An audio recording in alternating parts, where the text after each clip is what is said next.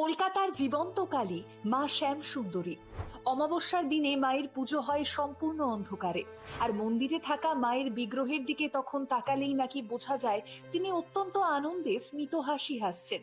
51 সতীপীঠের পূর্ণাংশ রূপে মা ওই মন্দিরে বিরাজমান, আর সেই কারণেই তিনি জীবন্ত। ভক্তদের ডাকে তিনি প্রত্যক্ষভাবেই সাড়া দেন। মন থেকে মায়ের কাছে কিছু চাইলে নাকি তিনি কোনো ভক্তকেই খালি হাতে ফেরান না। কথিত আছে, সুদূর অতীতে মায়ের এক বিশেষ ভক্ত তার পরিবারের সকল সদস্যের মধ্যে সব থেকে বেশি শ্যামবর্ণের ছিলেন, যে কারণে তিনি ছোট থেকেই দুঃখ পেতেন। এদিকে এক আত্মীয়ের বাড়িতে গিয়ে মা শ্যামসুন্দরীর ছবি দেখে আত্মীয়ের কাছে তিনি জানতে চান কে ইনি, আর তখন সেই আত্মীয় তাকে জানান ইনি হলেন শ্যামা কালী।